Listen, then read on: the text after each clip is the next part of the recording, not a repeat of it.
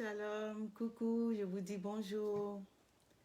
Bonjour d'être au rendez-vous habituel du lundi, de tous les lundis, 13h, heure du Canada et 17h, heure de la Côte d'Ivoire.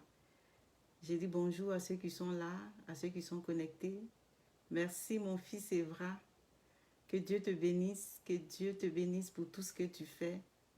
C'est toujours à ton poste, peu importe le nombre de personnes, tu es là et tu suis les enseignements. Que le Seigneur te bénisse, mon fils, que le Seigneur te bénisse. Qu'il bénisse aussi tous ceux qui vont nous prendre en cours. Que le Seigneur vous bénisse abondamment. On est au rendez-vous, on est là pour le Seigneur. Et on n'est pas là pour travailler pour Adèle, mais on est là pour travailler pour le Seigneur. C'est qu'une personne apporte de plus au Seigneur, c'est le ciel qui se réjouit. Et ce travail que nous sommes en train de faire, je ne voudrais pas qu'on le voie comme si on est en train de faire quelque chose pour Adèle. Moi, j'ai aimé aussi le Seigneur comme vous. Et puis, par reconnaissance au Seigneur, je lui donne ce que je peux, je lui donne mon temps. Les lundis, là, c'est ma journée de congé. Tous les lundis, je suis en congé. Et la date de lundi, je l'ai choisie spécialement parce que c'est le jour de ma naissance. Je suis née un lundi. Et particulièrement, j'ai dit au Seigneur, cette journée-là, je la prends comme mon congé parce que c'est un jour de reconnaissance pour toi. Et à cette journée, j'ai décidé d'apporter un plus que j'ai au Seigneur. J'ai décidé d'apporter ce que Dieu m'a donné, d'apporter ça aux autres aussi, de contribuer à l'évangile, de faire ma part à ce jour de naissance-là. Donc, je prends ce jour de naissance qui est particulièrement mon congé où je peux sortir, aller me balader, prendre un hôtel quelque part, dormir, m'asseoir au bord de la mer. Mais j'ai décidé de prendre cette journée-là pour faire ce que je peux faire au Seigneur.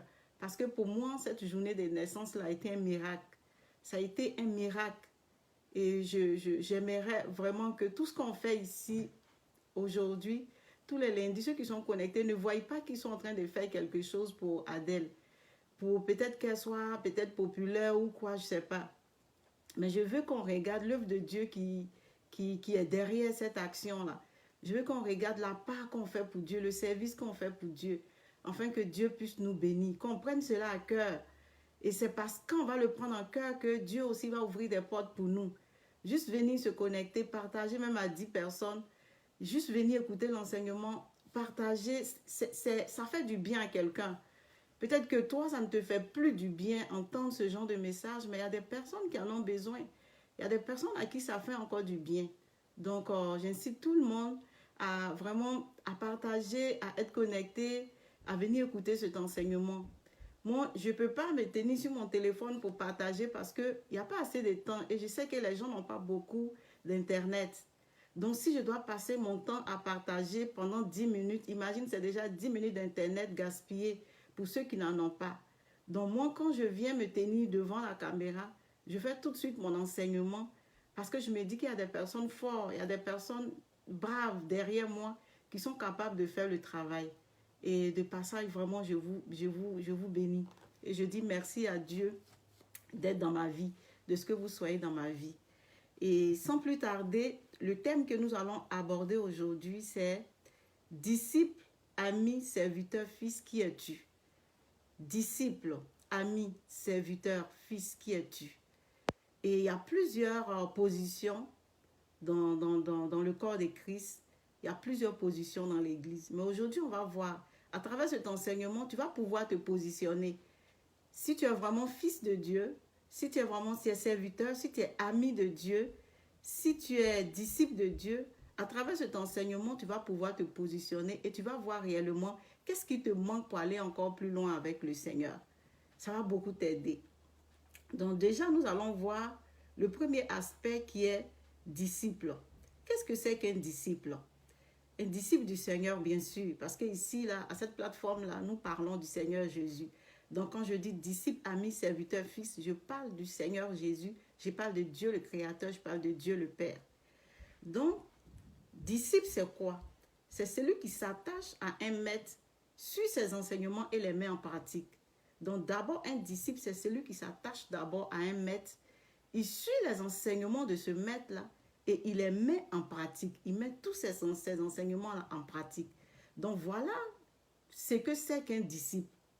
Donc d'abord, pour être disciple, il faut savoir d'abord que tu as choisi d'accepter le Seigneur Jésus. Tu suis ses enseignements et tu les mets en plus en pratique. Alors Dieu peut te considérer comme un disciple. On va voir avec les disciples dans Luc 6, verset 13 à 16. Qu'est-ce que Luc 6, verset 13 à 16 dit? Il dit, quand le jour parut, il appela ses disciples et il en choisit 12, auxquels il a donné le nom d'apôtres. Simon, qu'il nomma Pierre, André son frère, Jacques, Jean, Philippe, Barthélemy, Matthieu, Thomas, Jacques, fils d'Alphée, Simon, appelé Zéloté, Jude, fils de Jacques, et Judas Iscariote, qui devient traître. Donc, on voit ici que Jésus, quand il commençait son ministère, il a choisi 12 disciples. Et ces 12 disciples-là, c'est eux qui devaient marcher avec lui, l'aider dans son ministère, écouter ses enseignements, les mettre en pratique. Ça veut dire qu'il formait d'abord un petit noyau. À travers ce petit noyau-là, la parole de Dieu allait se répandre partout dans le monde. Donc, ces disciples-là, qu'est-ce qu'ils faisaient? Jésus a pris le temps de les enseigner, de les former, et eux, à leur tour, ils ont mis la parole de Dieu en pratique.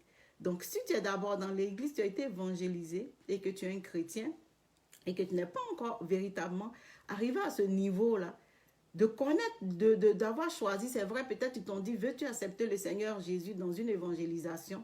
Tu as dit oui. Il y a une étape encore à franchir. Et cette étape-là, c'est l'étape des disciples-là.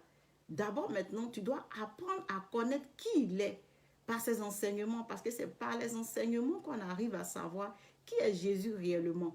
Si tu n'as pas les enseignements, tu ne peux pas savoir qui est Jésus réellement. Quand tu prends un roman que tu veux connaître l'acteur, ou tu prends un film que tu veux connaître l'histoire du film ou la fin du film, alors tu es obligé de suivre le film jusqu'à la fin pour voir qui va gagner. Bien vrai que souvent, même tu regardes et tu dis, ah, ça c'est le brave, ça c'est l'héros, mais ça te prend de regarder le film jusqu'à la fin pour connaître véritablement qui est l'héros. Donc c'est ainsi, c'est pareil avec le Seigneur. Avec le Seigneur, là, il te choisit d'abord, il te prend lorsque tu étais dans le monde, il t'a appelé à lui. Maintenant, il va te rendre disciple. Il va t'enseigner. Et toi, à ton tour, tu vas mettre les paroles en pratique. Et là, maintenant, on peut te considérer comme disciple du Seigneur. Mais si tu ne mets pas les paroles en pratique, bien vrai que peut-être tu reçois l'enseignement peut-être d'un pasteur, d'un apôtre, d'un prophète, d'un évangéliste. Mais si tu ne mets pas ces paroles en pratique, alors tu es loin d'être disciple. Un disciple, là, il ne peut pas suivre quelqu'un sans mettre les paroles de cette personne en pratique. Vous voyez, aujourd'hui, là, je ne dis pas que vous êtes mes disciples parce que je ne suis pas Dieu, mais vous qui êtes là présentement, qui me soutenez dans le ministère, on est toute une famille. Mais qu'est-ce qui fait que je suis capable de porter, de vous tenir à cœur, de savoir que vous êtes une famille? C'est le fait qu'au rendez-vous, vous êtes là. Quand je vous dis à midi, soyons connectés, à midi, vous êtes connectés. Quand je vous dis, le direct est reporté à telle heure, vous êtes présents. C'est en ce moment-là que je peux dire, ce sont mes enfants, ce sont mes éléments, c'est mon équipe de travail. Mais si vous ne manifestez pas ça, je ne peux pas dire que c'est mon équipe de travail, c'est mes éléments. Pareil pour le Seigneur Jésus. Si tu ne mets pas sa parole en pratique et que tu te dis disciple, mais dans aucun moment de ta vie, tu as mis sa parole en pratique, alors tu ne peux pas être disciple. On le voit avec Pierre, lorsqu'ils ont attrapé Jésus, les femmes ont dit, est-ce que celui-là, il n'était pas avec le maître, il n'était pas avec Jésus? C'est là que Pierre a renié Jésus parce qu'il avait peur. Pour dire que à travers toi, là, quand on te voit là, on voit ton maître. À travers toi, un disciple, quand on le voit, on voit le maître. Un disciple, quand on voit sa vie, à travers sa vie, là, on voit le maître.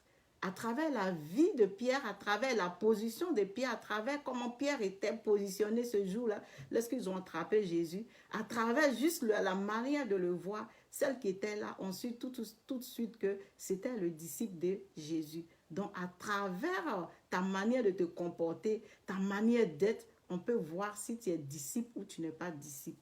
Donc, c'est ce côté-là, je pense qu'on a quand même touché un peu les détails de ce côté et on peut savoir désormais qui est disciple ou qui n'est pas disciple. on va voir aussi ami. Qu'est-ce qu'un ami? Un ami, c'est une personne avec qui l'on est lié d'une affection réciproque. Donc, on voit ici qu'un ami, c'est avec quelqu'un que l'on est lié par une amitié réciproque.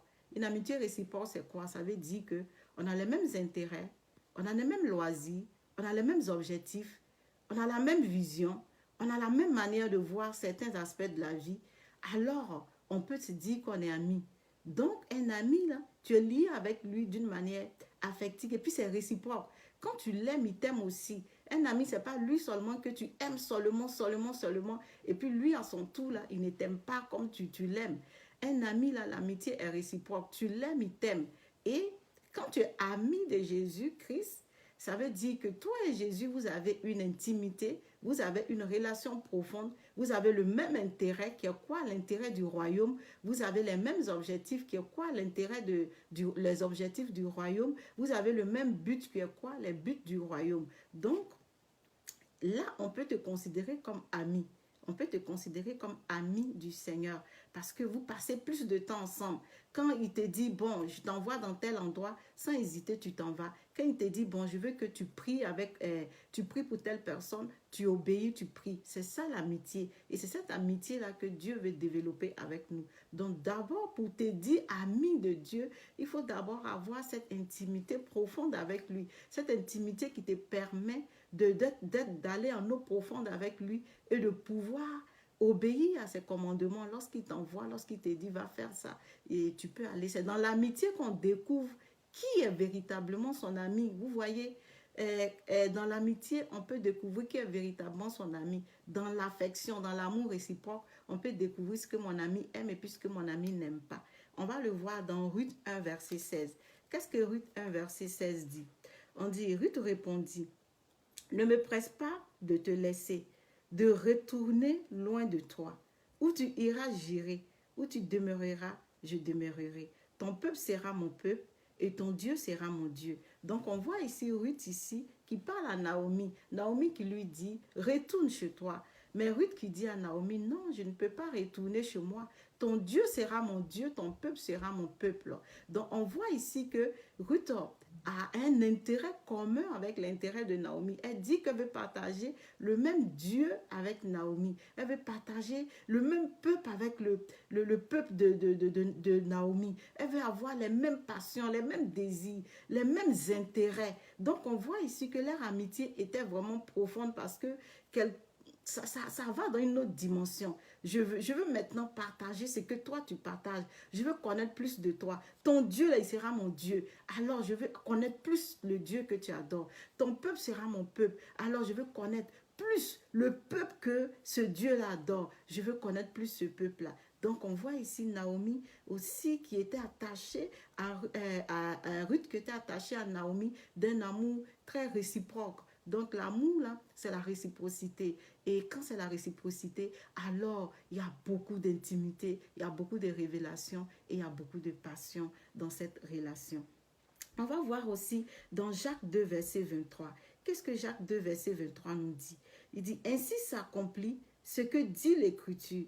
Abraham crut à Dieu et cela lui fut imputé à justice et il fut appelé ami de Dieu. Donc on voit ici que Abraham aussi, qui était avec son père Terah, qui adorait une autre idolâtrie, qui avait d'autres idoles. Mais quand Dieu l'a appelé, il a laissé son idole, il a laissé ce qu'il avait, il a laissé tous ses intérêts qui étaient l'intérêt de son propre père biologique, qui était d'adorer un autre Dieu, mais il a accepté d'adorer le Dieu d'Abraham. Il a accepté de suivre le Dieu d'Abraham. Donc, du coup, on voit ici Abraham qui a le même intérêt que Dieu. Parce que quelqu'un qui n'a pas le même intérêt que son ami, il ne peut pas lui dire va faire ça et puis va aller. Quand tu t'en vas faire quelque chose pour ton ami, ça veut dire que l'intérêt de ton ami devient désormais ton intérêt. Donc on voit que Abraham là, l'intérêt de Dieu devenait maintenant son intérêt. Donc il a laissé ce qu'il avait pour aller vers le Dieu là qu'il a appelé. Et la Bible dit que Abraham fut appelé ami de Dieu. Et Dieu, parce qu'Abraham était appelé ami de Dieu, alors Dieu lui a ôté son péché et Dieu a considéré Abraham comme juste. Dieu lui a ôté son péché et Dieu l'a considéré finalement comme juste. Donc on dit que son péché lui a été imputé et Abraham est devenu juste devant Dieu parce que Dieu a décidé de rendre Abraham juste parce qu'ils avaient maintenant les mêmes intérêts, les mêmes désirs, les mêmes passions, les mêmes loisirs, les mêmes objectifs, les mêmes intérêts. Il n'y avait pas un intérêt partagé. Il n'y avait rien. Voilà pourquoi Abraham avait tellement confiance en Dieu lorsqu'il avait la chicane entre lui et l'autre. Il a dit à l'autre, choisis. Si tu vas à gauche, moi je vais à gauche. Si tu vas à droite, moi je vais à droite. Parce qu'il avait confiance en son ami. On voit aussi Abraham lorsqu'il a vu les trois personnes qui étaient venues, qui passaient lorsqu'il était assis en bas de l'arbre. Abraham a vu 3 personnes, mais Abraham a dit mon Seigneur. Vous voyez à quelle dimension Abraham a appelé mon Seigneur? Il n'a pas dit mes seigneurs, il a dit mon Seigneur. Parce que la Bible dit qu'Abraham était devenu ami à Dieu. Donc quand tu es ami à quelqu'un, tu arrives à détecter cette personne, tu arrives à reconnaître cette personne, tu arrives à savoir qui est véritablement cette personne. Même si cette personne est dans un endroit où il y a 10 000 personnes, quand cette personne parle, tu entends la voix de cette personne, tu dis, vous voyez, mon ami est dans cet endroit-là. Même quand tu vois 4 personnes, même si tu entends la voix des 50 prophètes qui te parlent, 400 prophètes qui te parlent, 200 prophètes qui te parlent, quand tu entends la voix de ton véritable ami te parler, tu arrives à détecter la voix de ton véritable ami. Mais si tu n'as pas une intimité profonde avec ton ami, si tu n'as pas cette manière de t'approcher de ton ami, comment tu peux savoir que tu es trompé par d'autres personnes? Comment tu peux savoir que c'est un autre Dieu qui te parle? Comment tu peux savoir que tu n'es pas sur la bonne voie? Mais Abraham a réussi à détecter parmi les 3 personnages qui était son ami. Il a dit mon Seigneur. Il a détecté son Seigneur parce qu'il avait commencé à avoir les mêmes intérêts, les mêmes objectifs, les mêmes visions, la même manière de voir la vie. Donc il connaissait tellement il connaissait comment son ami était, comment son ami se tenait et comment son ami peut se tenir parmi tant de personnes. On voit ici Abraham a dit mon Seigneur. Donc c'est aussi ça l'amitié.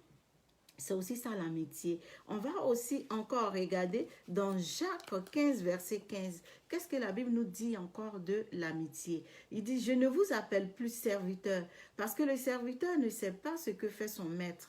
Mais je vous appelle ami. Je vous appelle ami, parce que je vous ai fait connaître tout ce que j'ai appris de mon Père. Donc, on voit que Jésus était ici avec les disciples.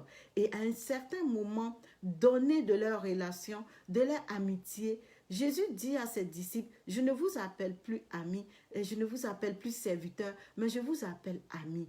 Pourquoi Jésus dit qu'il les appelle amis? Parce qu'il dit parce que je vous ai fait connaître tout ce qui est de mon Père. Donc un ami, c'est quelqu'un que tu connais. C'est quelqu'un que tu sais qui il est. Même quand on te réveille à minuit, on te demande de parler de ton ami, tu es capable de dire ce que ton ami est. Tu es capable de dire ce que ton ami n'aime pas. Tu es capable de dire, mon ami là, voici comment il est, mais voici ce qu'il est aussi. Donc on voit ici qu'il dit, je ne vous appelle plus serviteur, je vous appelle mes amis parce que vous connaissez tout de moi.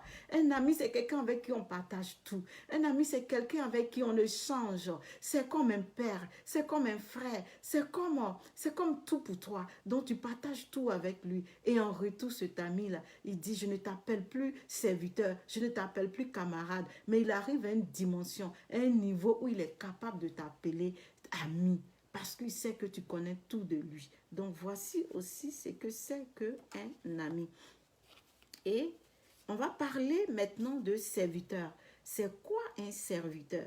Un serviteur, c'est celui qui a reçu un service de la part de Dieu, un instrument entre les mains de Dieu. Donc un serviteur, c'est juste quelqu'un qui a reçu un service de la part de Dieu. Un serviteur ne peut pas être plus que ça. Un serviteur, c'est celui qui a reçu un service de la part de Dieu.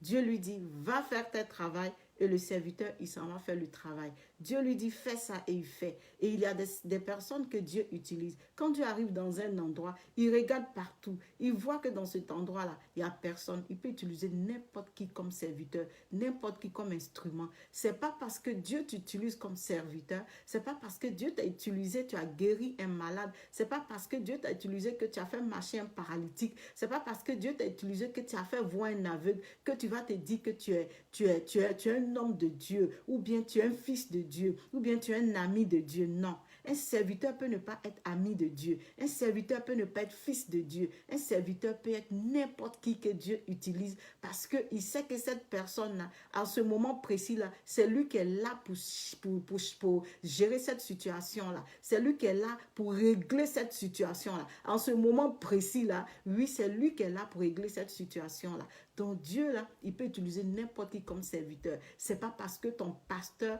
a guéri un malade, il parle en langue pendant 1 heure. Ce n'est pas parce que ton pasteur, et quand il prophétise, ça se réalise que c'est un ami de Dieu ou c'est un fils de Dieu. Non, il peut être juste un serviteur et Dieu peut l'utiliser. Vous allez voir la différence entre un serviteur et puis un ami. Le serviteur, là, vous voyez, souvent quand Dieu l'envoie pour aller faire une action ou bien pour faire quelque chose, il en abuse, il profite, il exagère, il traite mal souvent la personne. Vous allez voir, certains hommes de Dieu, quand Dieu utilise pour régler une situation dans la vie d'un fidèle, il va dépouiller le fidèle, il va tellement escroquer le fidèle, il va en abuser au point où le fidèle même est fatigué. Mais un ami là, quand Dieu l'envoie, l'ami, il porte ton fardeau, il porte le fardeau de Dieu. Donc il a de la compassion pour la brebis, il a de l'amour véritable pour la brebis. Quand il vient vers la brebis, son objectif c'est de guérir la brebis, son objectif c'est de soigner la brebis, son objectif c'est de rendre la brebis heureuse.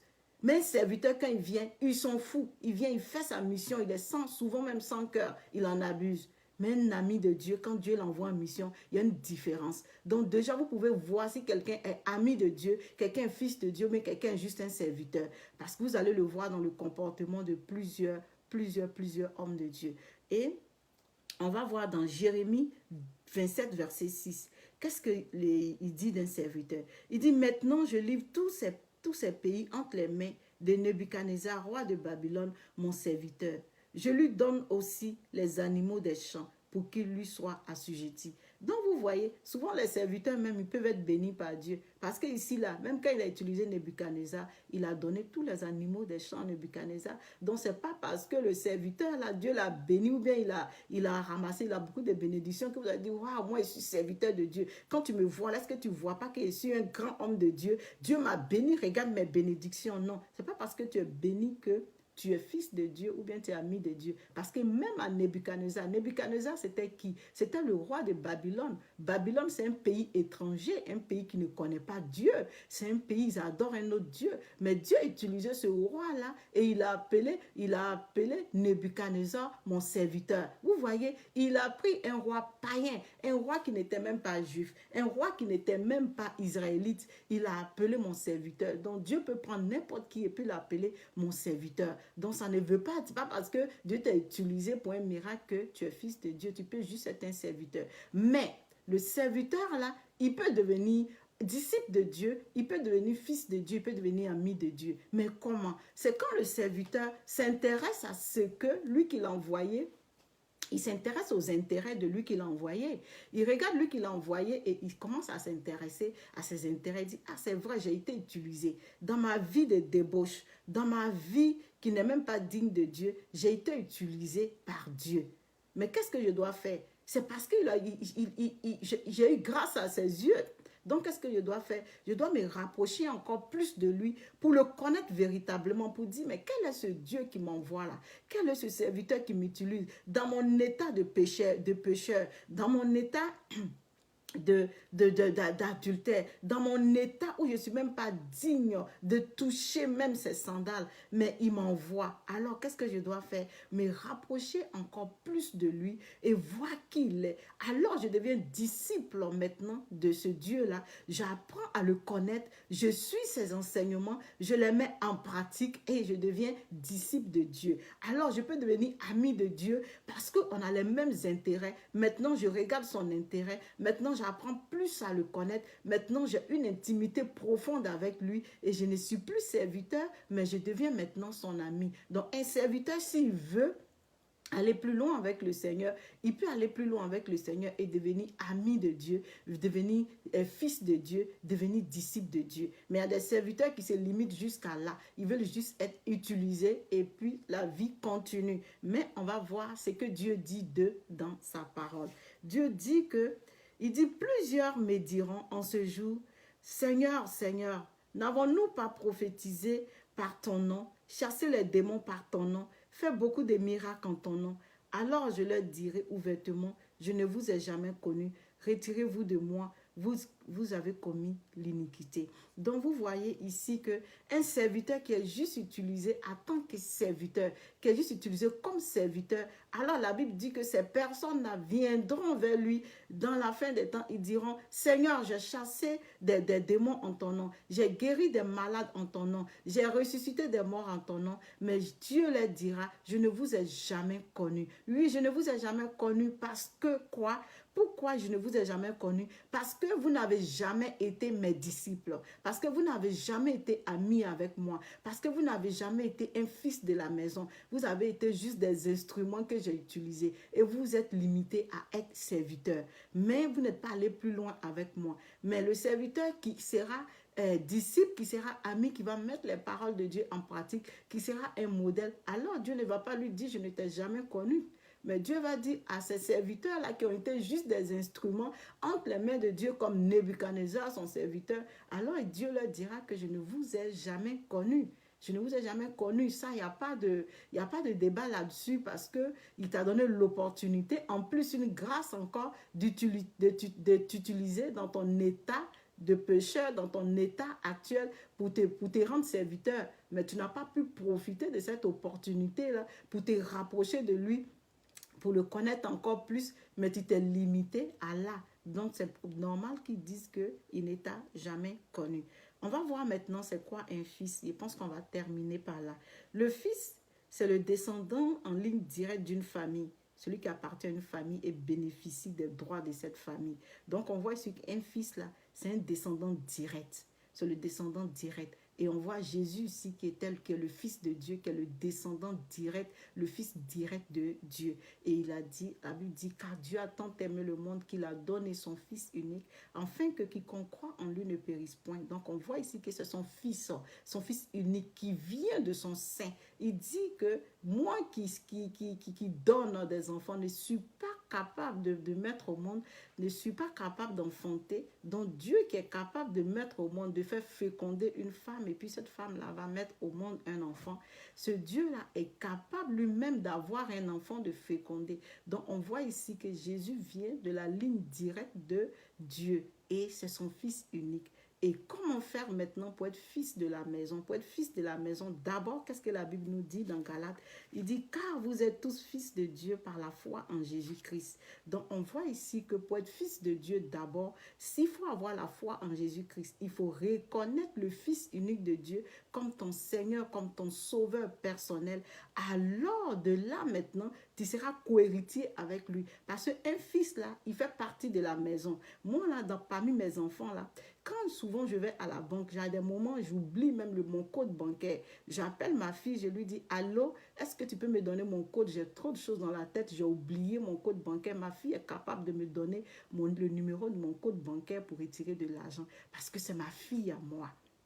C'est ma fille à moi. Et c'est pareil, quand tu es fils dans la maison de Dieu, tu es capable d'avoir accès à l'héritage direct de Dieu. Tu es capable d'avoir accès à ce que Dieu t'a donné sur la croix de Golgotha. Et si tu maîtrises encore plus ton identité en Christ, alors tu es capable de posséder l'héritage qu'il te donne au travers de Jésus-Christ. Il n'y a pas d'intermédiaire. Tu passes par Jésus-Christ, alors tu bénéficies désormais de tout l'héritage de la maison, de tout l'héritage de la maison. Donc un fils, c'est quelqu'un qui bénéficie de l'héritage direct de son père, sans qu'il ne passe par un prophète, sans qu'il ne passe par un pasteur, sans qu'il ne passe par un apôtre, sans qu'il ne passe par je ne sais pas qui d'autre, un diacre, mais il est capable de parler à son père et le père lui donne directement. Quand moi, mes enfants ont besoin de quelque chose, ils rentrent dans ma chambre, ils me disent, maman, je veux ça, et je leur donne. Ils ne passent pas par mon ami,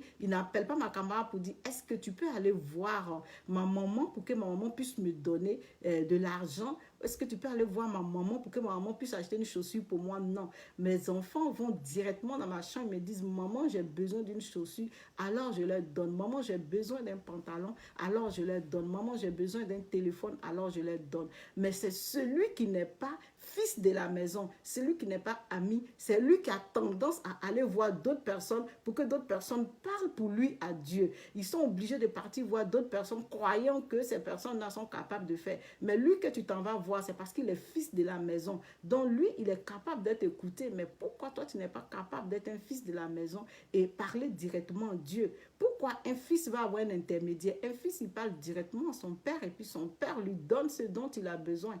Alors, si tu veux être fils de la maison, alors commence à connaître ton identité d'abord en Christ. Et lorsque tu vas connaître ton identité en Christ et que tu vas connaître ton héritage, alors tu pourras maintenant bénéficier de cet héritage-là. Mais le serviteur dans une maison, il n'a pas les mêmes droits qu'un fils. Le serviteur, là, tu peux juste l'envoyer aller faire une commission. Mais le serviteur, tu ne vas pas lui dire où tu enlèves pour lui donner pour aller faire. Le serviteur, lui, subit. Mais le fils, là, il sait où papa enlève, où maman enlève pour me donner. Il est capable d'aller là-bas pour puiser, pour aller faire sa course. Mais le serviteur, il attend qu'on lui donne. Donc, je vous emmène à vraiment, véritablement être des fils de la maison pour bénéficier de votre héritage, pour bénéficier de votre identité en Christ. Christ nous a donné beaucoup sur la croix de Golgotha et on est capable de les avoir. Mais avant de les avoir, il faut être fils de la maison. Il faut être fils de la maison. Quand l'enfant prodigue est parti, qu'il est revenu, on a vu comment son père l'a accueilli. Si c'était un serviteur qui partait et qui revenait, je ne pense pas qu'il allait être accueilli de la même manière. Le fils a été accueilli avec honneur. Donc le fils là, le père sait comment accueillir le fils, le fils parce qu'il a un droit. Mais attention, le fils là, il n'a pas seulement que des droits. Le fils aussi a des devoirs. Parce que souvent, les enfants, en tant qu'enfants, on oublie qu'on a des droits, mais on n'a pas seulement que des devoirs. On a aussi on n'a pas seulement aussi que des droits, mais on a aussi des devoirs. Le fils a des devoirs. Ton devoir, là, c'est de faire ce que tu es en train de faire, c'est d'évangéliser. Ton devoir, c'est de parler de Jésus à d'autres personnes. Ton devoir, c'est de mettre la parole de Dieu en pratique. Ton devoir, c'est d'obéir au Seigneur Jésus. Ton devoir, c'est de raconter ce que Dieu a fait dans ta vie. Ton devoir, c'est d'être un modèle pour ta famille, qui est la famille de Jésus-Christ. Ton devoir, c'est d'être un fils exemplaire.